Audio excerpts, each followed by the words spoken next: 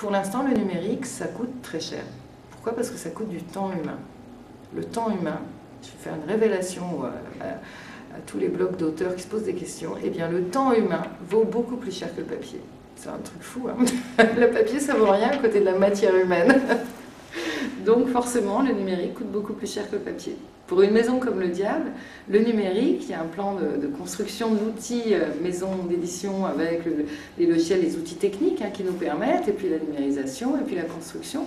Enfin, ce qui vaut le plus cher, c'est le temps humain. C'est les CDD, c'est les CDI, c'est les apports de travail qu'il va nous falloir pour d'abord commencer à constituer, à rassembler toutes les métadonnées, à constituer un arbre central autour duquel vous pourrez choisir la grappe qui fait du papier, la grappe qui fait du numérique, la grappe qui va sur iPhone, la grappe qui va sur autre chose, l'image, la photo de l'auteur, l'enregistrement en vidéo, tout ce qu'on appelle la PLV numérique, c'est-à-dire tout l'environnement numérique, tout ça va falloir le faire.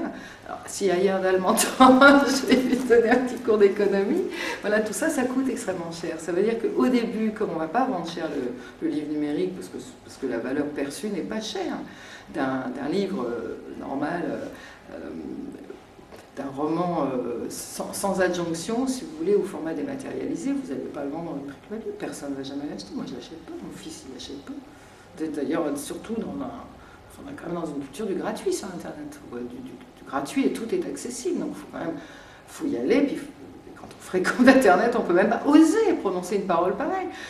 En fait, si on fait ça, c'est très grave pour la profession. J'essaye de le dire dans ma chère profession, dans les réunions interprofessionnelles, mais il faut se méfier des discours que nous, producteurs des artistes de l'écrit et des textes, on envoie aux consommateurs. Si le message qu'on envoie aux consommateurs, c'est un, on va crever, et deux, soit vous payez 20 € pour un format dématérialisé, soit vous ne l'avez pas, mais on va les dégoûter de nous.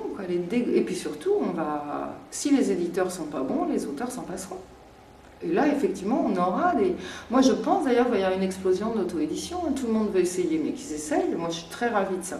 J'ai toujours pensé que le stage ailleurs faisait toujours revenir les gens plus conscients dans les bonnes maisons. Et j'encourage les auteurs à auto-publier et à faire le boulot. Et à faire le bilan 2 ans après, quel temps ils ont eu pour écrire. Quel temps ils ont eu pour être l'écrivain qu'ils ont besoin de devenir, ou qu'ils méritent de devenir, ou qu'ils peuvent devenir.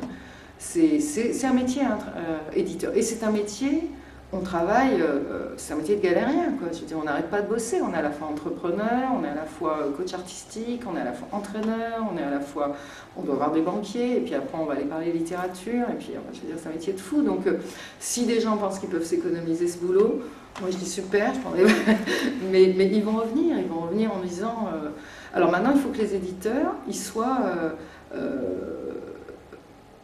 conscients de ce qu'ils font et qu'ils ne fassent pas n'importe quoi. Dans l'ère numérique,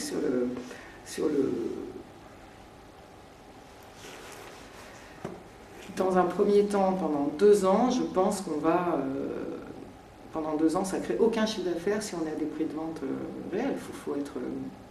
Alors, ce qui ne crée pas aucun chiffre d'affaires, c'est que dès qu'on commence à vendre du numérique, on accroît les ventes papier. Alors ça, c'est sûr que je le dis, c'est un discours qu'on n'entend pas souvent. Mais nous, ça fait 10 ans qu'on utilise le numérique pour vendre du papier, comme ça a plutôt bien marché. On en a vendu 670 000. Et je prends l'exemple du Coupland, donc je reviens à JPod de Douglas Coupland. Ce n'était pas une publication numérique, c'était de la promotion marketing. On a mis gratuitement sur iPhone et en librairie le format numérique de JPod, qui était un format PDF non modifiable. Pourquoi? Parce qu'il y a une intervention graphique sur ce roman qui justement fait que si on fait des formats mouvants, à ce moment-là, vous détruisez la maquette qu'a voulu l'auteur et qui passe par des pages de sigles, des jeux typographiques, etc. Donc voilà un livre qui démontre la supériorité du papier. L'auteur l'a vu comme ça. On pourra objecter que c'est un peu à l'ancienne et qu'on peut voir des jeux typographiques et des jeux formels sur des formats mouvants. Pour l'instant, ce n'est pas inventé, en tout cas pas par Coupland. Donc on a mis ce PDF sur iPhone. Franchement, vous ne lisez pas 560 pages sur iPhone de la sorte. On a épuisé le livre en 1 mois et demi. On a fait notre meilleur résultat de Coupland depuis les familles psychotiques. Et on a reçu surtout une quantité de messages incroyables disant « Bravo le diable, je fonce acheter le livre en librairie ». De la même façon, on ne va pas verrouiller nos formats. Et moi, en fait, On n'a pas pu le faire parce que ça aurait été un acte très provocateur, mais je pense toujours, comme on a fait au moment du livre à 10 francs, que l'échantillonnage d'un bon texte, c'est ce qu'il y a de mieux pour le vendre, et je désespère pas un jour de faire un grand lancement et de le prouver en faisant un grand lancement d'un texte gratuit au format numérique, et qui nous fera vendre beaucoup plus de format papier payant. Pour finir sur l'économie du livre et du numérique, enfin finir, il y a quand même une donnée qu'il faut savoir, c'est que pour vendre 2000 livres, vous en produisez 4005 papier. Le coût des tuyaux, l'hydraulique, vous ouvrez le robinet à un endroit pour que l'eau coule, depuis le château d'eau, etc., il va y avoir tout un volume d'eau bien supérieur à la consommation du verre pour vous laver les dents, qui sera immobilisé dans le tuyau. Ça, c'est de l'hydraulique, et on sait que, enfin, surtout en SF, c'est celui qui contrôle le tuyau contrôle le monde. Et celui qui contrôle l'air aussi contrôle bien. Mais vous voyez, donc on est dans une... C'est quoi le capitalisme d'aujourd'hui?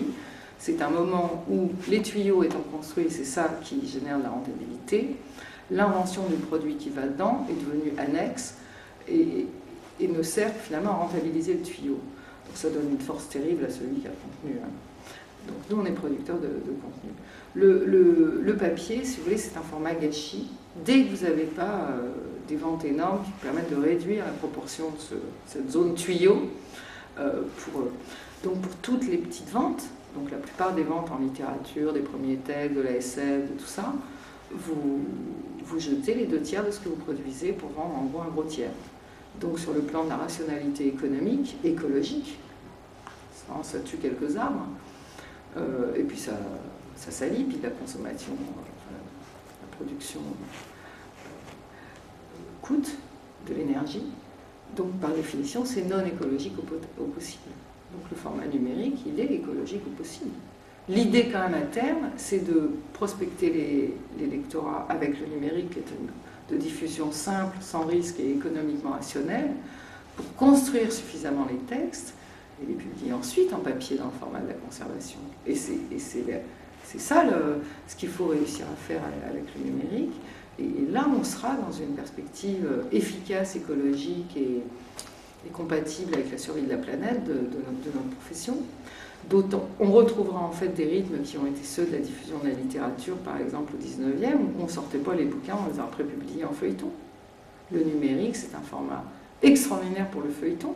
Et la réapparition du roman social, et aussi des textes sur scène, de la voix, des textes d'intervention, enfin, le zapping général de l'époque, remet au bout du jour absolument le format du feuilleton.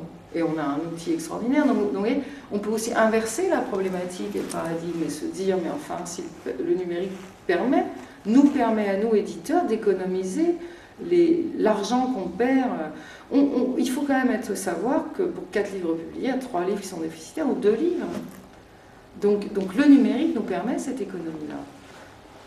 Le numérique va permettre de construire des maisons d'édition avec des auteurs qui restent à contenu, producteurs de sens, voire de valeur.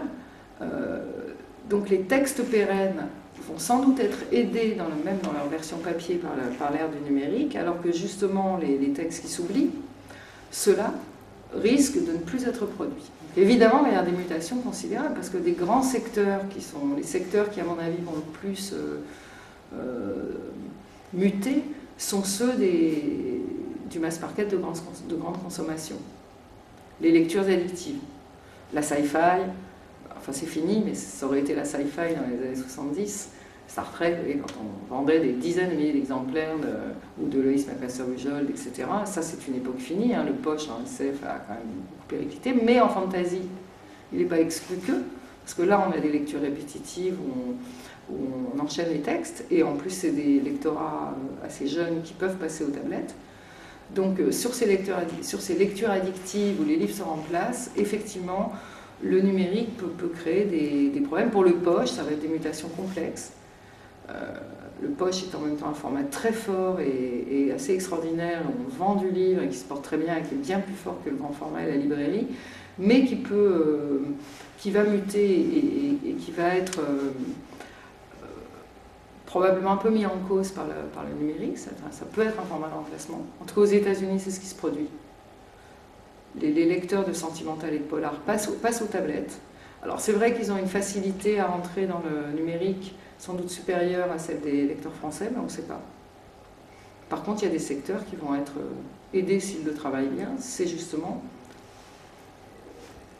ces maisons un peu comme le Diable, où l'auteur est central, où l'auteur, finalement, il rassemble une espèce de communauté culturelle, une identité culturelle, et où là, l'objet livre, au contraire, est une espèce d'emblème, il est précieux. Il n'est pas précieux parce qu'il est fait sur des papiers précieux, il est précieux. Et c'est pour ça qu'on lui fait des couvertures précieuses au Diable, depuis le début. C'est-à-dire qu'on sait que ça va résister. Même avec du papier 48 grammes pulp.